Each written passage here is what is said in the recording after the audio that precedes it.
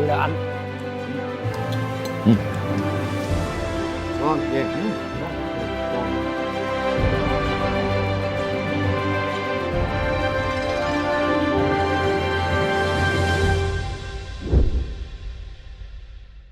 My name is Jerry Flynn. I'm assistant editor at Hot Table magazine.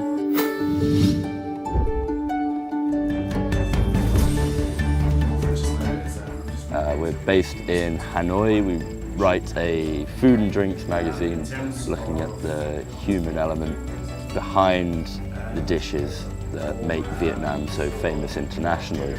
Obviously, we're covering many pieces of content in Hanoi. We need to start doing things outside of Hanoi as well. Any suggestions?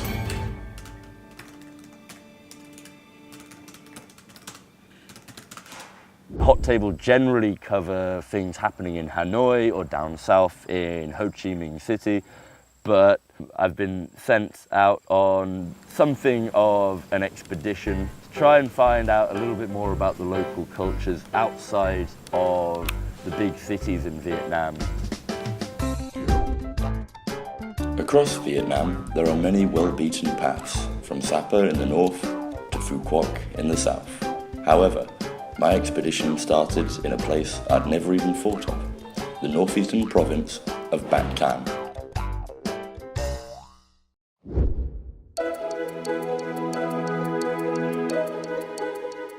Out here in Bac Kan, life is very different.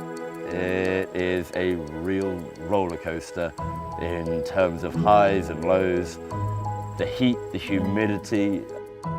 This is a place of tranquility, a place where life happens at a different pace to Hanoi, and hopefully I can find some inspiration here. We're here at Ba Be Lake. We're a long way from the Hot Table office back in Hanoi. It is more peaceful than you could ever imagine for Vietnam. It's pretty much silent except for another boat. Something over there is on fire, but it's okay. We're just going to enjoy it.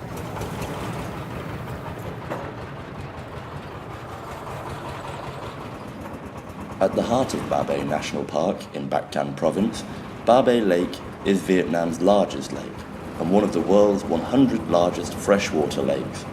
In 2011, UNESCO recognized Ba Be Lake as a Ramsar site, the third wetland of international importance here in Vietnam.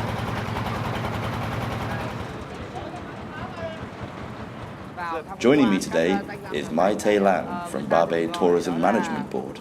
He's a Tay local who was born and grew up here in Bac Kan. His expertise and knowledge was crucial in helping me to understand the mysterious legend of Ba Be Lake. Tên gọi Hồ Ba Bể thì thường thì được gọi theo tiếng Tày của chúng tôi là Bé Lầm, Bé Lèng và Bé Lù, có nghĩa là ba hồ. Ba Ho, Yes. three lakes. Yeah, three lakes. So, this is lake 1, lake 1. Two, lake two. Oh yeah. Hồ 2. Ok, Vietnamese Hồ 2. Yeah. Yeah. Vườn quốc gia Ba Bể là một nơi cư ngụ của hơn 3.000 dân cư tại đây và thuộc 5 nhóm dân tộc khác nhau như là người Tày này, người Dao, người Nùng, người Mông và người Kinh là chủ yếu. Những người dân sống ở ven hồ này sống chủ yếu vào nghề là đánh cá và làm nông nghiệp.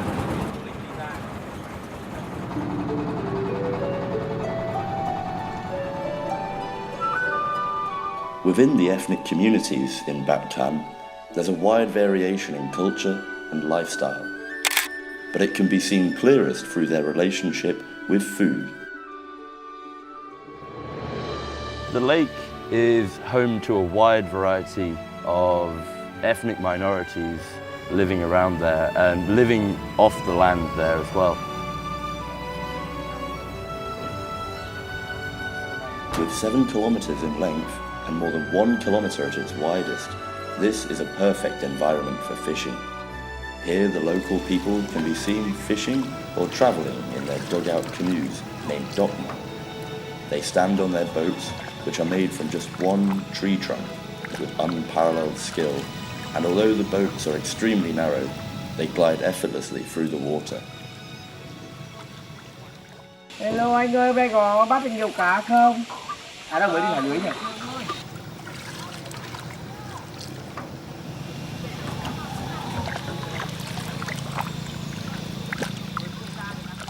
Personally, I love boats. I like being out on the water. There's something calming about it. But you know, for me, obviously, it's a nice experience. It's something I can do on a holiday or a trip. But you know, for the people of Ba Be, it's everyday life. On the hunt for anything sentient in the lake, Chu Van Yu's nets catch everything from small shrimp to fish.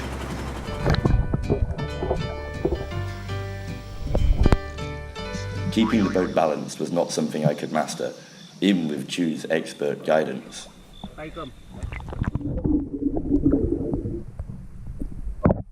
How much fish do you catch? Một ngày trung bình thì được 2-3 cân. Có hôm thời tiết thay đổi được nhiều tầm khoảng 5-6 cân. Gia đình mình cũng không ăn được nhiều đâu, chỉ tầm 5-6 lạng thôi, còn lại là để bán. Fishing in Ba Be Lake is an art form, but not what most people would consider a relaxing activity out on the water. But meeting the local people, especially with this fisherman who openly invites me to his house in Bac Kan village, is a reason to love Ba Be. For years now, Ba Be Lake has been the source of income for all of the local people. These people understand and recognize its true value. Together, they share the benefits from the lake. Every morning, this wharf is busy with merchants and buyers who carefully classify their quarry based on size. Among hundreds of freshwater fish in the lake, the small white fish are the most loved by locals and tourists. All around me, grilled fish is ready to eat.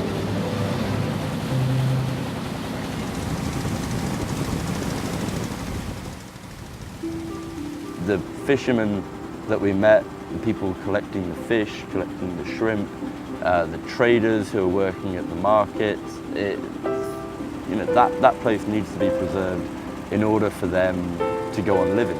So I think it's definitely important that people take initiative and try to ensure that Ba Be Lake is something that future generations are going to be able to enjoy the same way that I've been able to enjoy it this day.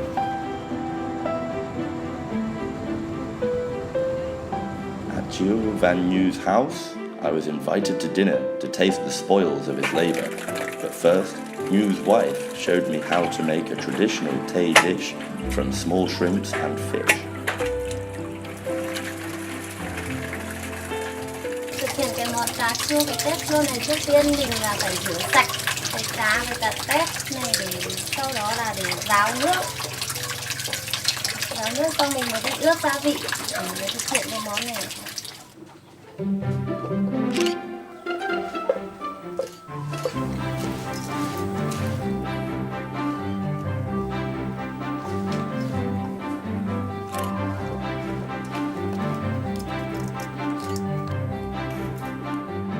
Okay, so it's really quite a simple mix of rice, shrimp and rice wine. Sadly, this won't actually get you drunk though. This is just for the fermentation process. It's a traditional Tay way of preserving food. So back in a time when you didn't have a fridge, you would have to ferment things to make sure it didn't go out of date or go off. But here it is, pretty simple. Cứ mỗi 1 cân tôm này mình sẽ trộn với tầm 5 lạng gạo ấy, nấu thành cơm ấy. Rồi sau mình sẽ cho khoảng 2 ly rượu. Thế là mình trộn đều. Xong thì mình sẽ bỏ vào cái hú để ủ tầm 2 đến 3 hôm là mình có thể bỏ ra ăn được rồi. With only the simplest of things readily available in their homes, the Tay people have created many traditional dishes. Although living standards have improved, the electricity in Bac Kan village is irregular. As a result, alternative techniques are not only a means of retaining traditional cuisine, but a necessity.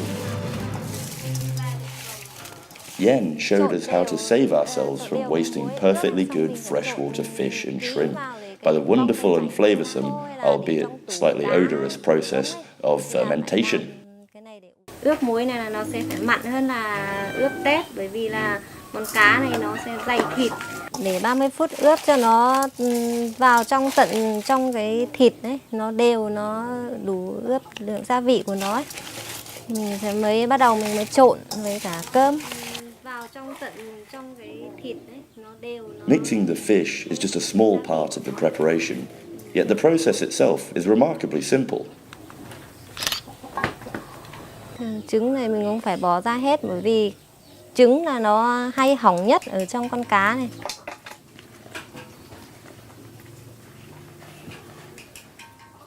The process for making the fermented fish is pretty much exactly the same as the shrimp. The only difference really is descaling them, gutting them, and using a different kind of sticky rice. This one has been turned red by the com leaf that we saw earlier on.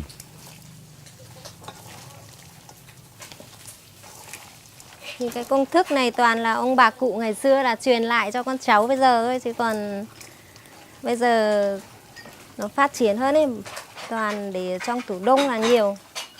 Nhưng mà cái này là đặc sản của quê nhà ấy, cho nên là người dân ở đây này đến mùa cá ấy, vẫn giữ cái nét văn hóa này, nét truyền thống của ông bà cụ để lại ấy. Nhà nào hầu như nhà nào là cũng có món này. So if you've got every family in the village making this dish at once, that's going to be quite a pungent smelling village. Nếu mà làm được ký ấy, ướp gia vị, ướp với ký là đến lúc rán là nó thơm, sẽ có mùi thơm. Còn nếu mà ai mà làm vội quá ấy, tức là không làm ký con cá ấy, thì là nó sẽ bị hỏng nhanh lắm, nó sẽ có mùi ấy. The fish are then left in a ceramic bowl, sealed away for 7 to 10 days or so, depending on the weather. Humidity and heat foster fermentation, so on a day like today, the fish will be ready even sooner. Vietnamese summer is the perfect time to make fermented fish and shrimp that will last for somewhere between 2 weeks and 1 month, depending on the ratio of the rations.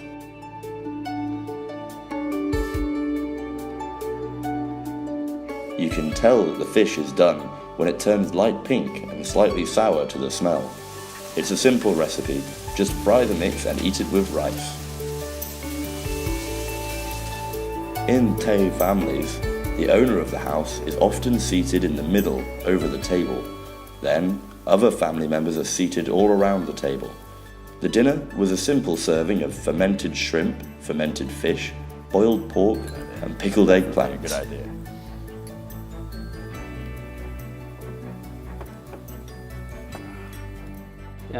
Cái này trước khi ăn là mình phải băm ít thịt ba chỉ ấy, xong là rang lên cho thịt ra mỡ, xong là bắt đầu mình đổ tép chua xuống, xong rồi rang khi nào nó vàng là mới ăn được.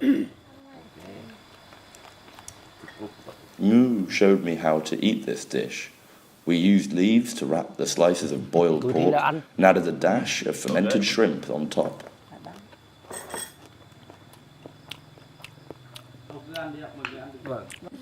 Ngon không? It's a really strong, spicy, kind of sour flavour that comes through on that. That's really good. Fantastic. Cảm ơn. Làm chén rượu nhỉ? Chúc sức khỏe. Chúc sức khỏe. Chúc sức khỏe. Chúc sức khỏe. It's amazing that everything on this table has come from just outside the house. You know, you've got the incredibly sour, vibrant tasting shrimp. You've got the salty, crunchy, sea tasting anchovy. Well, it's not an anchovy, but it tastes a lot like an anchovy. These fish are fantastic, really good with the herbs and the spices here. It's definitely an eye-opening meal. Chúc sức khỏe.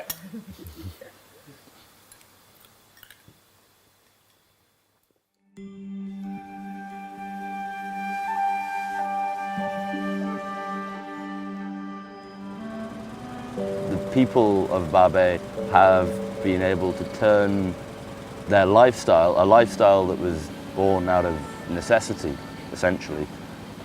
They've managed to commodify that and turn it into a delicacy. You know, the fermented shrimp and the fermented fish. People travel from across Vietnam. They reach Ba Bay, they expect to be able to find this dish and to sample it.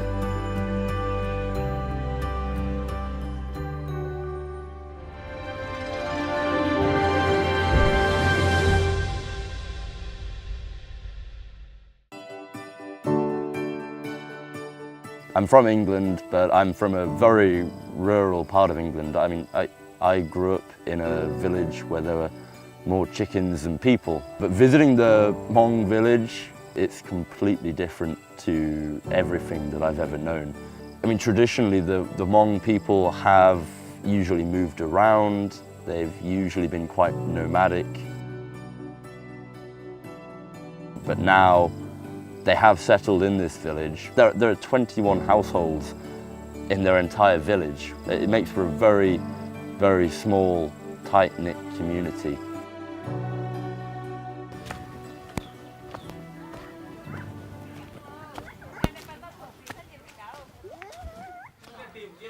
Xin chào. Đây là gì? Cái thắt lưng, làm cái thắt lưng mà cái này. Tốt. Rất đẹp.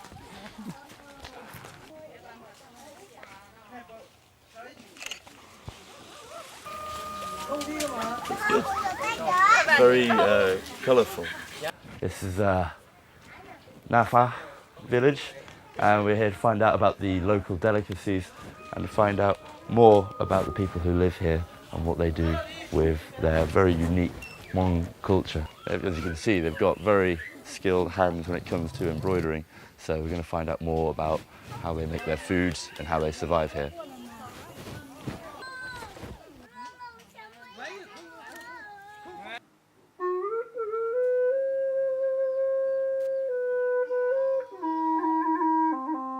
Trong thôn thì bà con toàn làm ruộng, làm các thứ để làm ngô, ăn cũng như ăn bình thường ở các thôn khác, như là cũng món đặc biệt là chỉ là món mèn mén để mình làm lại, ôn lại chuyện trước thời làm mèn mén trước kia.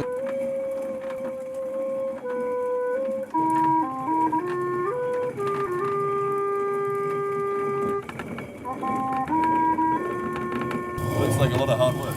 How much of this do you need to grind to make meal? Khoảng 5 uống là đủ. How long will that take? Lâu. Còn khoảng 1 tiếng nữa. Very strong arm.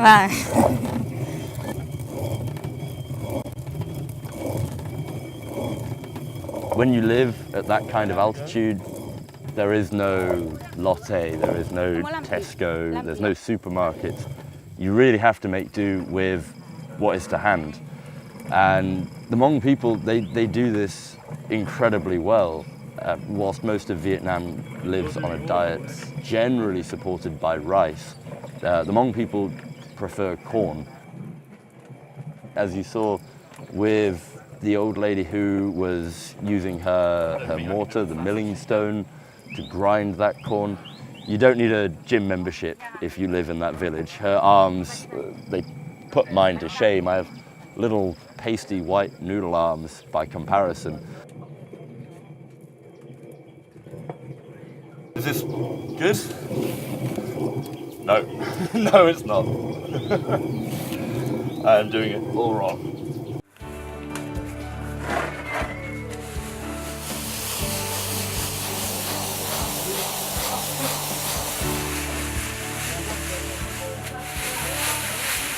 How did you learn to make this?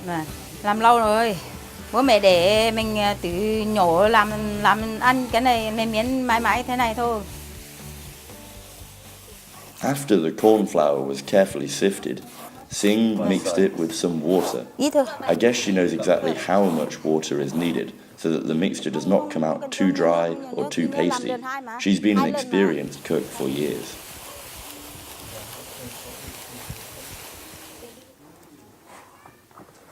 I watched every step of her preparation making men men. I watched as she steamed the corn mixture twice in a steamer, which was placed in the center of a large pan of water. The timing for the first steaming depends on the kind of corn. If it is young corn, then the steam will evaporate on the mouth of the steamer as the water boils. Old corn, however, needs lâu đấy. more time. Gần 1 tiếng đấy. Làm cái này thì mình làm rau chua, cái này chiên thì làm rau chua, chua ăn với cái miến đấy.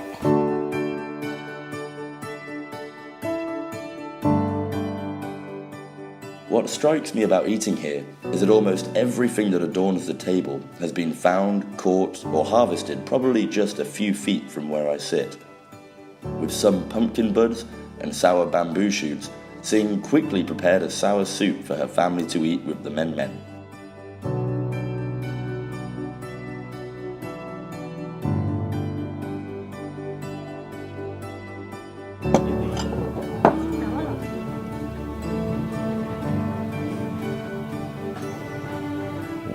Ăn cơm đi. Đi. Hai tiền rồi đó. Cho mọi người một tí nhá. Chia. Nè, mọi người tí này.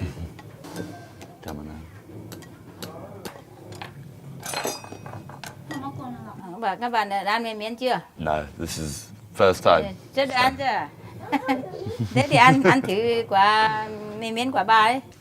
Cô đi, lên.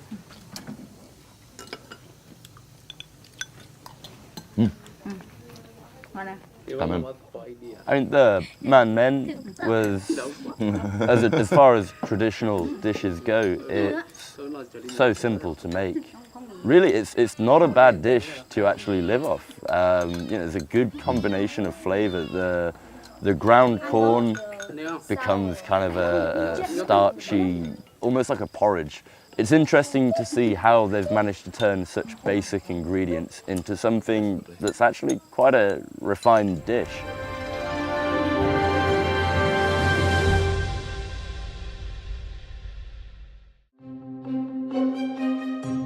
In Vietnam, you might die, but tradition won't. I think is especially represented within the minority communities. Today we visited the Dao village, and there you can really see the effort that they're putting into preserving those traditions, their culture and their customs.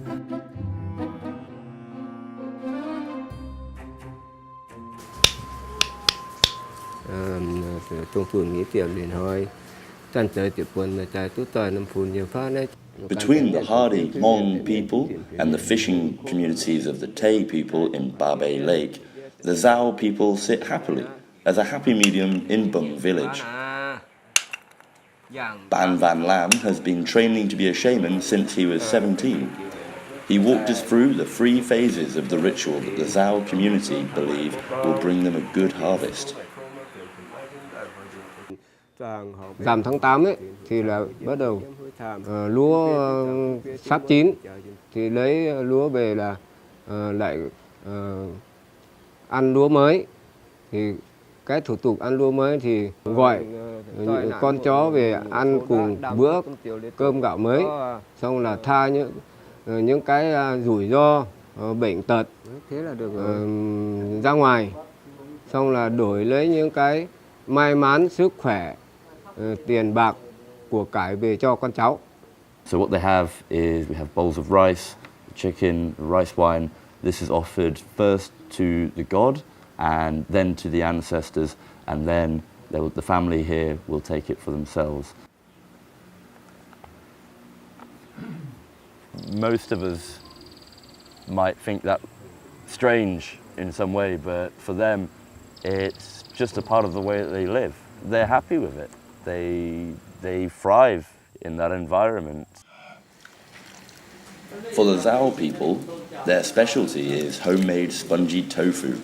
Thankfully, only a distant cousin of the slimy gelatin-esque tofu that we see here in Hanoi. But to add some flavor, this tofu is made by a special kind of sour leaf. Dân tộc Dao này là làm đậu thì mình dùng là lá chua lấy từ trong rừng. So we're looking for leaves. What kind of leaf? Lá thom lồm. Trung lom leaf. How much do you need? Lấy khoảng một ít thôi, nó không cần phải nhiều lắm. Tầm này để mình sẽ có thể làm được đậu, và mình có thể lấy thêm một ít để mình về mình nấu canh cá. Okay. The tomlom tree is a kind of shrub, about a meter high.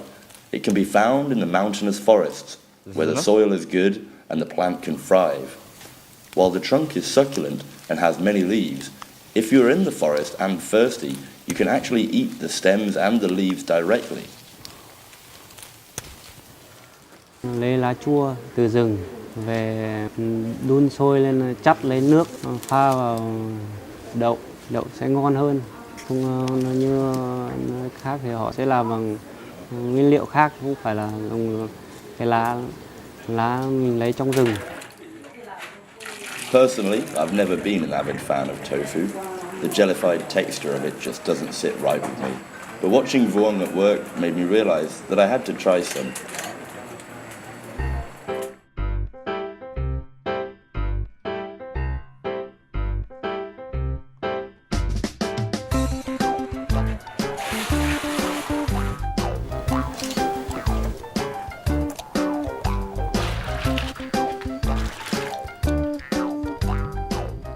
Độc dao này là làm từ ngày xưa các ông truyền lại cho tôi học cái cách làm đậu này từ mẹ tôi. Thồm lồm mọc quanh năm, cái mùa này là tốt nhất cho làm món đậu này là mới là ngon.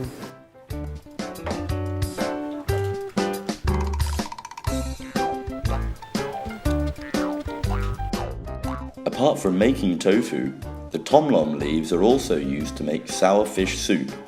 While most people are aware of tamarind, pineapple and tomato for giving their soups a heady, sour flavour, few have probably even heard of the tomlom leaf. Đối với dân tộc bọn em đây là bọn em có cái lá thùm lùm kia là cái lá chua hợp mùa này nhất. Chua là mùa hè là mình ăn vào nó mát người, xong rồi cũng hợp với phong tục dân tộc của bọn em này.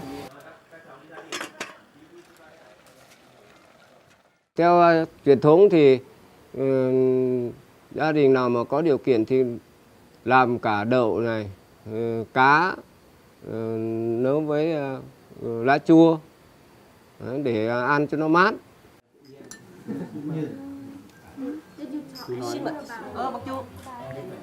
There are some things that really run common as a thread in Vietnam. There's a level of ingenuity and resourcefulness. They rely solely on what they find around them, and they all thrive in very different environments.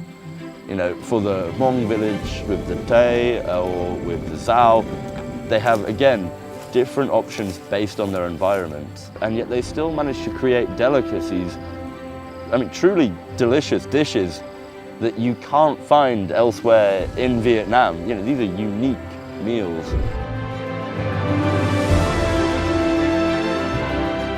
Doubtless, there will be more exciting times and bizarre dishes in the next episode of Fine Cuisine. Join me, Jerry, from Hot Table Magazine in my food adventure in Bac Kan.